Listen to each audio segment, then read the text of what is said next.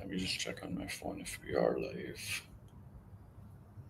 I believe we are live. Let's see. What are the comments we have here? So it's changing the game. I hope we get X402 updated soon. Yes, I know. There is an upcoming PR that is submitted to the X402 repo. I believe we're live. Yeah, I think we're live. I can see the comments, Let's so see. I think we should be good. Okay, how many do we see people? Yeah. Okay, I see 7 viewers. I guess if you're a viewer and you're in chat, please type 1 and you can hear me, I hope. I think there's a slight delay, so let's wait a bit.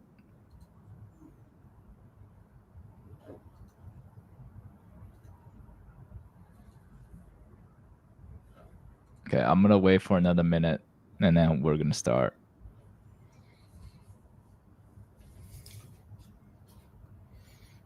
In the meanwhile, I guess we can just share some context on the All Out Hackathon. Yeah, feel free. So I think this is the intro to Walrus workshop, right? Yep. Okay, nice. But yeah, so for the viewers, we are going to be doing a bunch of these workshops. I think 3 of them are scheduled for now. I think they're on a weekly cadence, if I'm not wrong. Everything is leading up to the All Out Hackathon, which is a Walrus online hackathon. It'll be open to global participants. I think I'm not sure if we've announced the prizes for it, but rest assured, there are a lot of there's a lot of prize money behind the Walrus Hackathon as well. And yeah, I think I see comments now, so we should be good to see. Yep. Hello, hackers. I'm going to. Yep. All right. Let's get started then. Hello, everyone. My name is Z. I'm a developer relations engineer at Miston Lab. So today we're going to cover some of the introductory topics for Walrus. So, what is Walrus? Why is it called Walrus? Well, as you know, Walrus is a marine mammal that looks like a blob, and Walrus itself is a decentralized blob storage. So, let's go to the next slide. So today's agenda is we'll be covering what is Walrus, what is this decentralized blob storage about, and how to use Walrus, Walrus sites, and the next steps. So Walrus is the next generation decentralized blob storage built on top of Sui. So think about S3 buckets and Azure blob storage, but decentralized. So why should we care about decentralized storage? The obvious use case for decentralized storage is for storing sensitive or controversial content that might be censored or removed by centralized platforms. So you can use Walrus for storing encrypted personal or sensitive data without relying on a central authority. So today, if you use Instagram, if you use TikTok, they're basically monetizing your data, your content, without your consent, without them sharing any revenue to you, unless you're a big content creator, right? In the case of NFTs, you can store static content assets and your GIFs. You can also use Walrus to host content without interacting with the centralized platform and make your content truly immutable. You can use Walrus to also store funny cat videos and truly enshrine your favorite feline companion. You can even host a decentralized website on Walrus, which we will talk a little bit about that later. So what makes Walrus different from other decentralized storage systems? Walrus uses a novel erasure coding scheme that dramatically reduces the replication factor. The aggregator publisher layer of Walrus allows Web 2-like performance when it comes to storage and retrieval.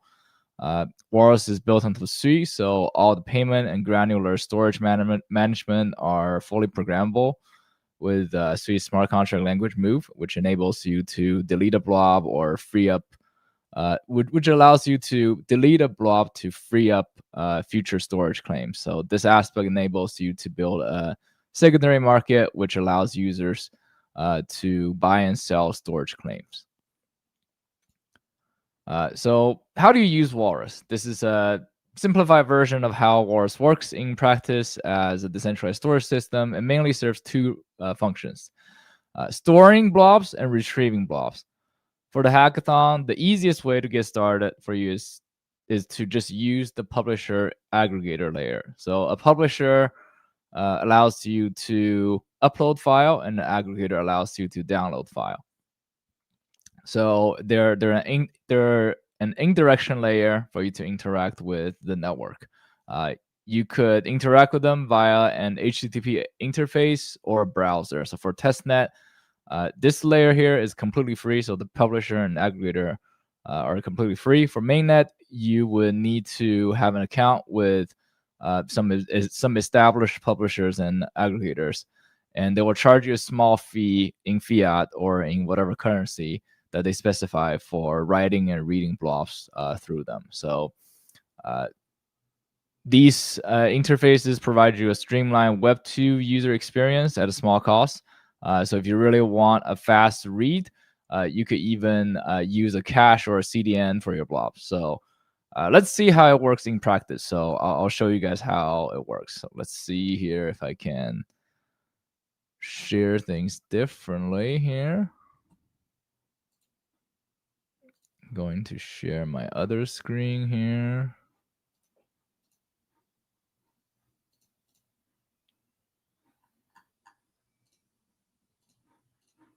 I'm going to share my entire screen. Can you guys see this? Okay, I think you guys can. So the first thing to do is to actually go to the docs website, right? docs.wall.app.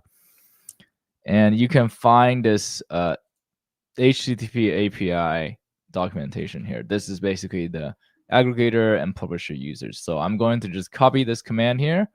This sets the environment variable for the testnet aggregator and the testnet publisher. So here, I've already configured it. Then we can go back to our thing here. So to actually upload a file, you just need to copy this command and then modify the upload file here with your file that you want to upload. So I'm going to copy this. I'm going to paste this. And I think for this directory, I have a file called encrypt file.sh. So this is just a shell script that I wanted to upload, and I'm going to, so now this is uploading to the publisher. Let's wait a bit, and there it is. So we have the result here. You can see this is called newly created. So this is a new blob, and we also get the blob ID here, which is this particular ID here. I'm going to go to our Walrus Explorer to show you guys. We go to Walrus scan. And go here.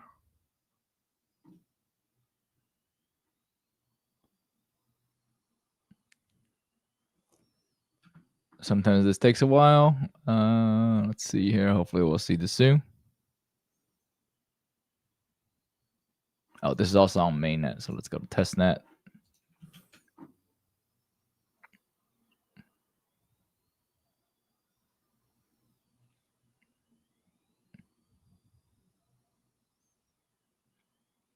Okay, so we see this blob here.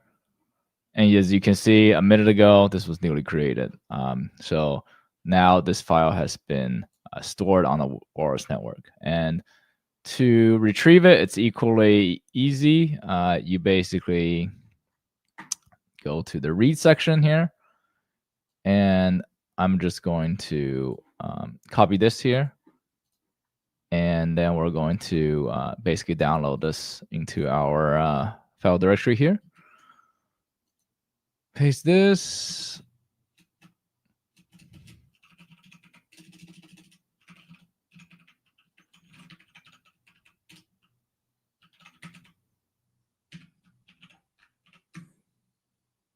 So we know that our previous file's ID here is this. I'm going to basically download this. And we're going to just diff this file here, right? Download from this and then. So as you see here, there's no difference here between the two files. So that's kind of the easiest way for you to interact with Walrus. You don't need to create a wallet. You don't even need to download a CLI here. So let's go to the next way to interact with Walrus. Let me share my screen again.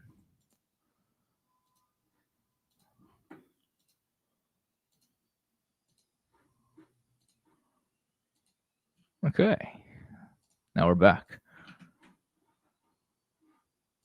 Let's go to the next one. I guess we demoed this already. So another way to store and read blobs is essentially using the Walrus CLI client. So to do that, we first need to install Walrus CLI. And the easiest way to install that is through SUI-up. So I'm going to also show you guys what that is, and then we can go from there. So once we install the Walrus CLI, we're going to configure that, and then I think I'm going to share my screen here again so you guys can see what I am seeing. So I'm here. I'm going to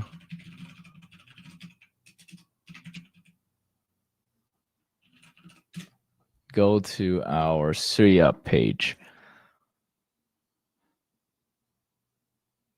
Oh, yeah, right. So to set up SUI-up, you basically go to mistonlab/SUI-up and then follow the instructions here. So pretty much covers all the major platform. You can just set up from script, from cargo. I'm not going to kind of download this thing here, but I'm going to show you guys how you guys can basically use that. So let's see. Go to my entire screen here. You guys can see. So SUI-up here I have SUI-up. It requires a sub command, and then the first thing that we want to do is to actually set up the SUI client. So SUI-up update SUI. And I'm already up to date, right? So the next thing to do is update our Walrus client. Actually, I think you probably just do install Walrus. This is how you would install the Walrus CLI. I have already installed that as well. So to operate Walrus CLI, you will need SUI configured, and you will also need wall token. So the first thing we want to check is to make sure if we have enough tokens here. SUI client balance, that's how you check. So we have 100 SUI testnet tokens and some Walrus testnet tokens here. So I might need a little bit more, so I'm going to show you guys how to get that as well. So let's do get wall. This is how you get the Walrus token. You're exchanging basically SUI tokens for Walrus tokens. So I'm going to do that. And then let's check our balance again. And now you see I have a little bit more Walrus token now. So to actually store and retrieve files with Walrus CLI, the way to do that is actually pretty simple. So you can kind of follow through all the CLI commands here just by itself. So the thing to do that is to store, you just do Walrus store, right? And we're going to use an example here. So let's do Walrus store. See if we have any epochs one. And then let's see what are some of the files available to us that are smaller to install here. Sorry, smaller to upload. I believe sample.txt is a good one. And we're going to use upload relay. So we're going to cover that actually, we're not going to use upload relay. We can cover that a little bit later. So basically, this is how you do that. You just type the Walrus store epochs and then the file here. I believe this will work.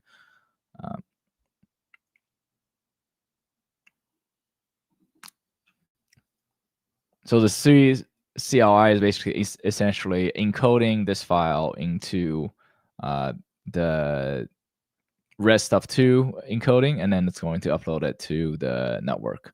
So this is interacting directly with the storage nodes.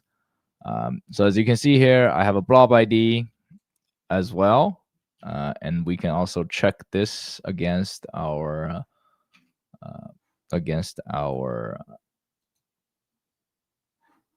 Walrus scan Explorer here. I'm going to paste this here.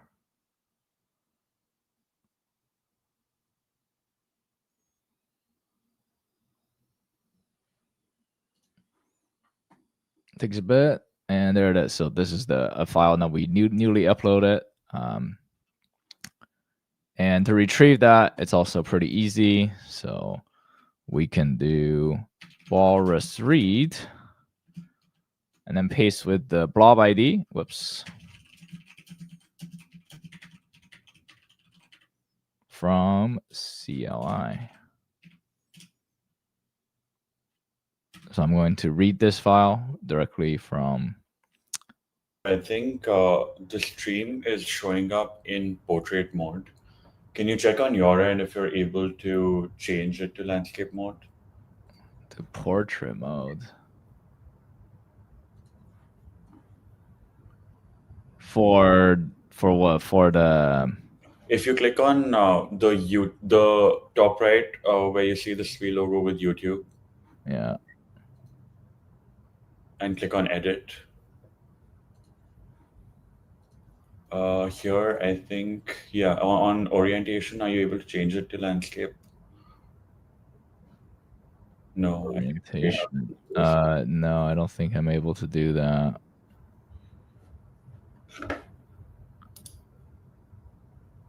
Okay, never mind. I think we can continue for now.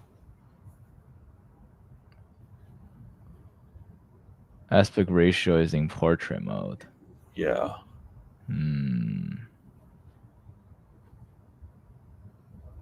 Okay, interesting.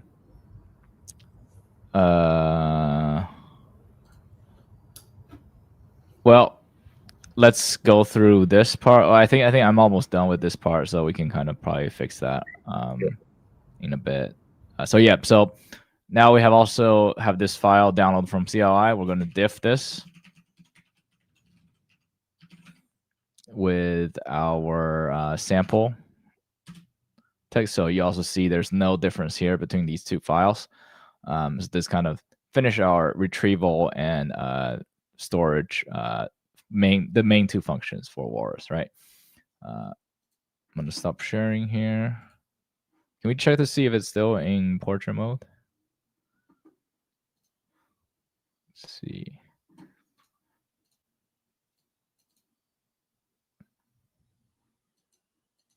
I thought it's streaming both in landscape and portrait, but anyways, I can't tell either because I'm trying to stream it on YouTube on my end as well, and it's showing up in portrait mode for me. But for some people, it is showing up fine, so I'm not really sure what's happening.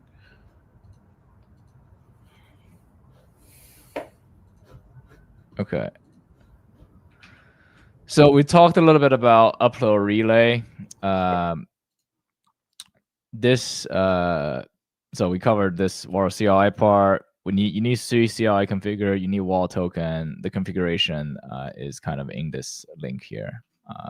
You can also find this at docs.walrus docs.wall.app. This is probably the first thing that you'll need to do for Walrus. So we talked a little bit about upload relay. The recommended way is that so the thing with interacting directly with Walrus CLI is that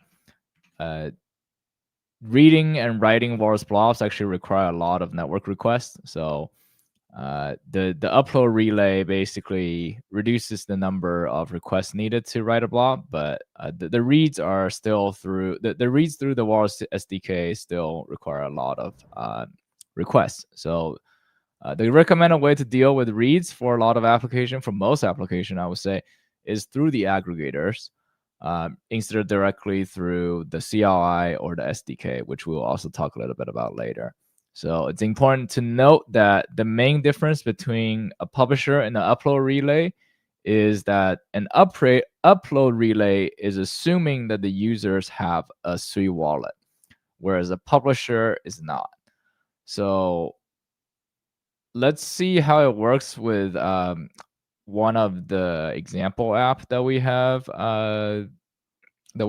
kind of used here. Let's go to, I'm going to share that part as well.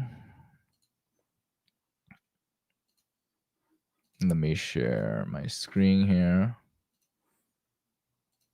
So this is the Walrus SDK example app. This is, you can find it at relay.wall.app. Amog, if you can kind of put down the banner or create a new banner and show to people. It's just relay.wall.app. So I'm going to do the same thing here. I'm going to upload the file that we have uploaded before. So I believe it's this one, right? Sample.txt. So it's calculating metadata. I'm going to also show you guys the how it's actually doing, right? It's just calling one network request instead of 2,000 some of them. So I'm going to register this file.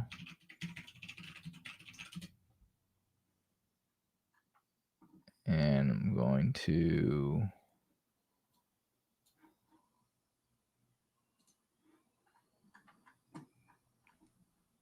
is it possible to approve this? Yes, I'm going to approve this one, but I think I also need to share again. And then we're going to hit upload to network here. So as you can see, this is only one request here, going to upload-relay.testnet.walrus.space. This should be pretty quick.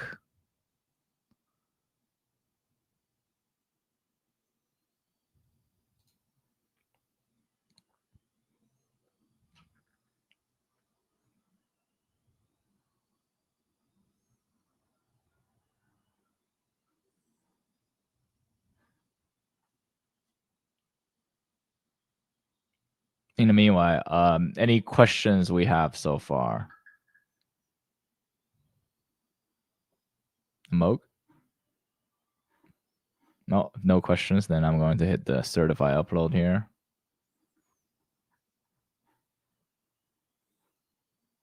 I'm going to approve this transaction here. I'm not sure if you guys can see this though.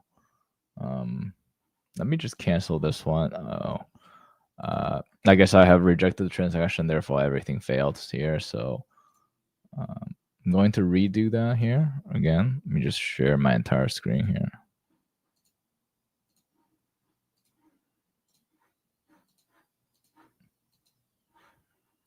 So we need to refresh this again. Choose file.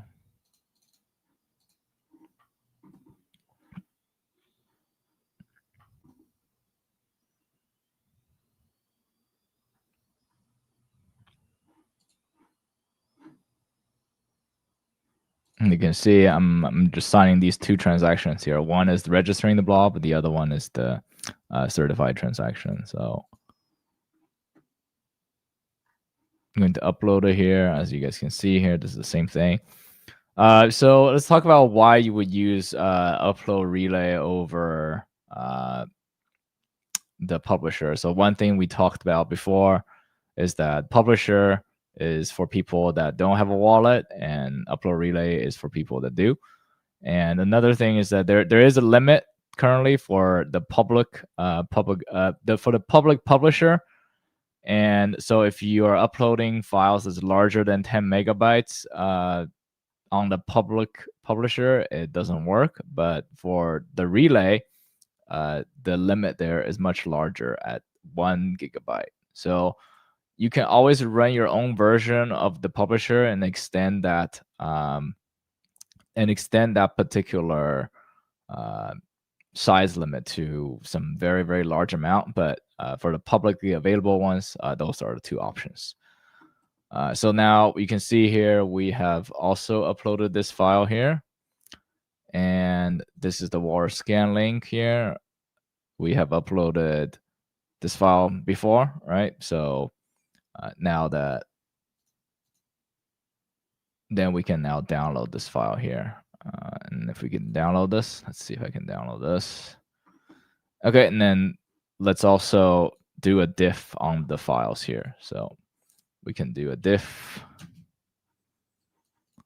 sample.txt downloads the y8 something something file. So you can also see there is no difference between the file that I uploaded through the upload relay versus the one that I have locally. Okay, let's move on to the next section here.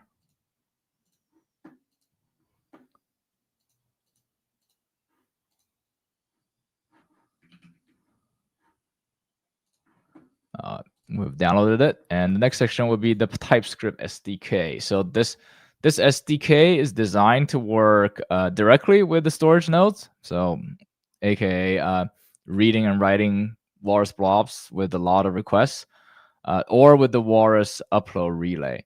So it's originally meant to be a way for you to build your own aggregator and your own publisher. So if you do want to use it in a browser, then the recommended way to write files would be through the Walrus upload relay instead of directly using the SDK, because it will make a lot of network requests.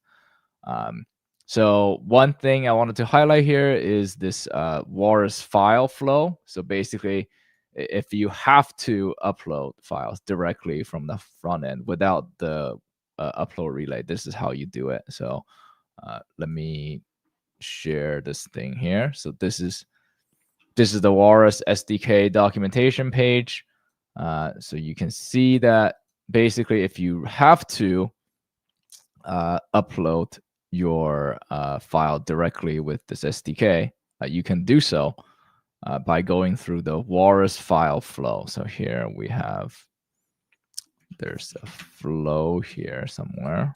Yes. So client write files flows. This is the method that you would use to actually upload a file directly to the storage nodes.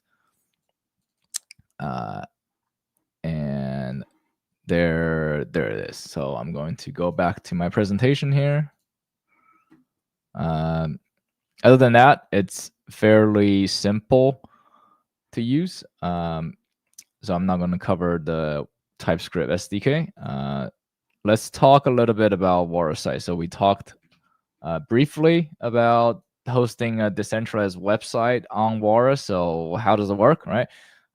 Because the website is essentially made of multiple blobs, right? So you can store all the associated HTML, CSS, JavaScript, and also content files on Walrus, and tell the browser to retrieve and render them if you have an intermediary sitting in the middle to facilitate that process. So whenever you type something like docs.wall.app, the browser will talk to this server, which is what we call a site portal server, right? So the subdomain docs is actually tied to a CNS name, and that contains the metadata for the site, and it points to all the Walrus blob IDs that make up for this website, which is called docs.wall.app.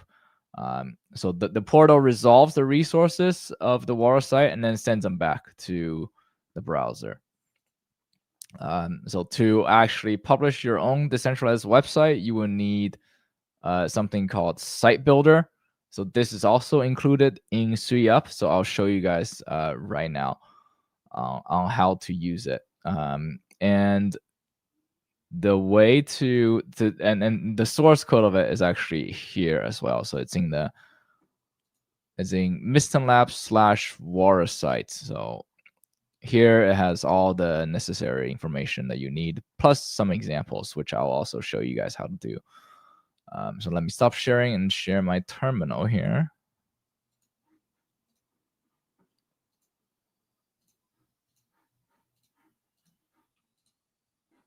So let me move on to here. So first thing to do for Walrus site is to download it, right? So SUI-UP, install site builder.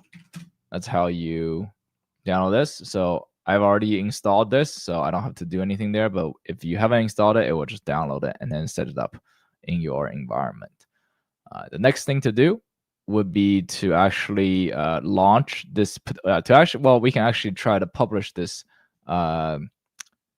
this Walrus sites first. So the thing to do there is to just call site builder deploy, and this is all you need to do. And then with the directory of this decentralized website that you're trying to publish. So I'm going to just do that. And it says it's storing resources on Walrus, and it has completed. And it gave us this site object ID, right? This is the ID where it has all the metadata that points to different different blob IDs on Walrus, right? So in order to actually view this thing, you will either need a local portal or you would need on mainnet. It has already been done. So wall.app, which is that portal, it only works on on mainnet. Sorry. Since we're on testnet, we're going to have to self-host a portal. So I'm going to do just that. I'm going to here. I'm going to examples. I believe it's actually called portal. And I go to server here. And I think I just do bun start. And it will start this local portal here. And if I click on this link here that it has linked us, I believe we will see our newly deployed Walrus site, right? So, and to make this pretty, so how does this wall, how does this docs.wall.app get this pretty name of docs here, but also having these this domain name, this nice wall.app domain name? Well, it's because it's the portal that is hosting this is public, right? And you would need a CNS name to actually register that. So how do you do that? I'm going to show you on testnet how to actually do that. So on testnet, this is my CNS testnet, testnet.cuns.io. I've already registered a name called Walrus Sites. And what I'm going to do is I'm going to go back to here, and I'm going to copy my site object ID, and I'm going to set this thing here. It's called link to Walrus. I'm not sure if y'all can see this. Hopefully you guys can see this. Link to Walrus site, right? So you just click on this and then paste your Walrus site ID. I'm going to apply here. It's going to ask me to sign a transaction to basically associate my CNS name to the Walrus site. So that has been done.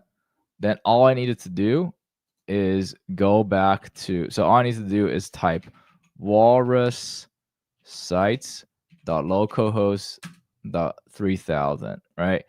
And this local portal that we have recognizes this CNS name association on testnet, and it just basically points back to the site that I showed you guys earlier. So this is the same thing, right? So this is how it works on mainnet. So on mainnet, you would need to buy a mainnet CNS name. I'm going to stop sharing here. And let's see here. Let me go back to our slides here.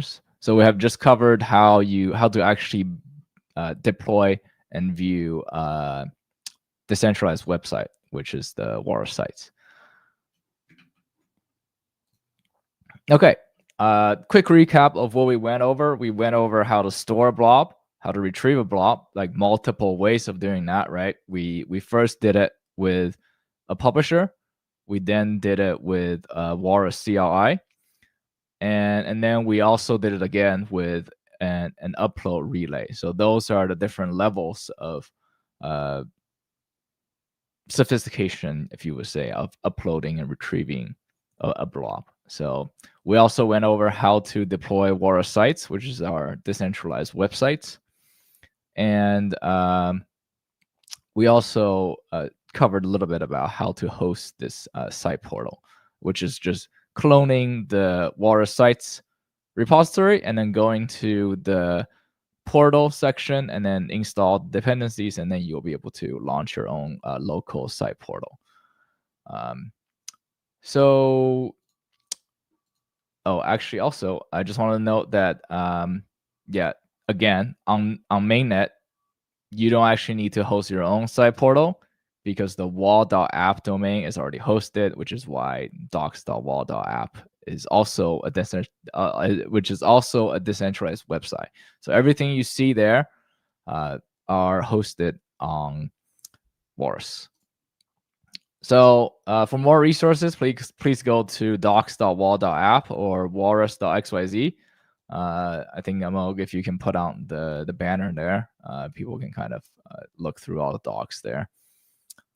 And I believe that's everything there. In 2 days, I believe on Friday Pacific time, I will also be hosting another workshop on how to use Seal, which is decentralized secret management system that we have that will allow you to manage your encrypted blobs on Walrus more easily. And other than that, if you have any questions there, feel free to join our Discord. We have Discord for Sui, Discord for Walrus, and as well as a forum for you to ask questions there. So I think that's all I have for y'all today. So let's get the questions rolling.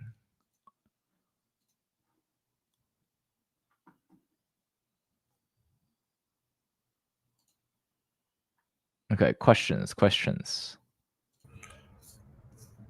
I don't see any questions right now. I think we can give a couple of minutes to see if people have any questions.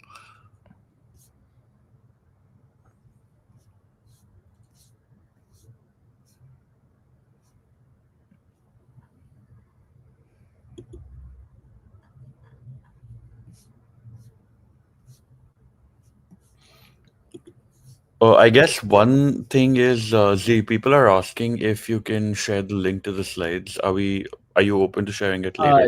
Yeah, we can share that. That's not a problem.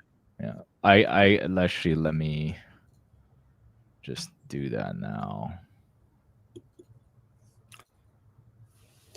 Another question is if there's a Rust SDK. That's a good question. So the Rust SDK is currently just embedded in the Walrus repository itself. So it's not really official. So it's being worked on right now. But actually, speaking of that, there's probably a way for you to kind of interact with pretty much any language there. So I'm going to show you that as well. 1 second.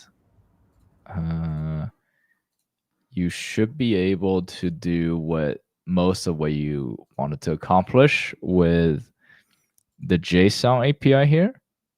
It basically will format the response in like a JSON format. So every time, as long as you say like, instead of Walrus store, you would say a Walrus JSON store, and it will give you this JSON response here. I think there's some unofficial SDKs maintained by the community. So there's a Go SDK, there's a PHP SDK, and there's a Python SDK.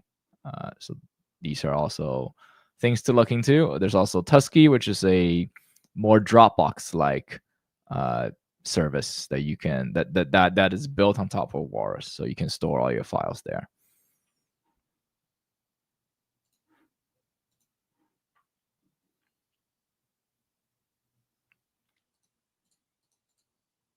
Okay. Any other questions? You guys are quite quiet today. Usually we have a lot of questions for these workshops. Z, are you going to share the link to the deck? How do? Oh, okay. I guess I will just type it here. Yeah.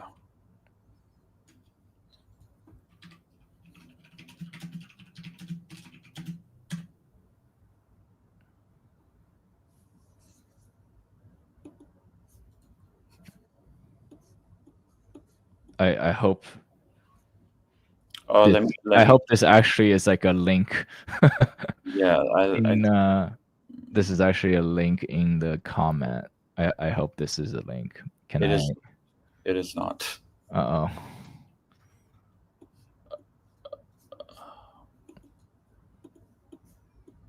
Yeah, I don't think we'll be able to share links. What about this? Well, I think if it's in comment, you can copy it. You can copy and paste it. If you go to YouTube and view it back. Yeah. Yeah.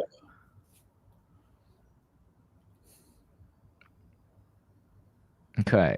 Any other questions we have? Maybe it's too early for everyone to ask questions. Yeah, I don't see any other pop-up. I guess we can, you guys always can go to the Discord and ask any questions. We do have personnels managing and answering questions on Discord 24/7. So hopefully you should get a very speedy response. But yeah, I think if there's nothing else for now, then we can probably call it a day. And I think Z will see you guys next week then. Yep, I'll see you guys in a bit. Yes, in like a couple of days. Oh, in a couple of days. Yeah, in a couple of days. Yep. All right, calling it once, twice, sold. Okay, no more questions. All right. Bye, guys. Thank you so much, guys.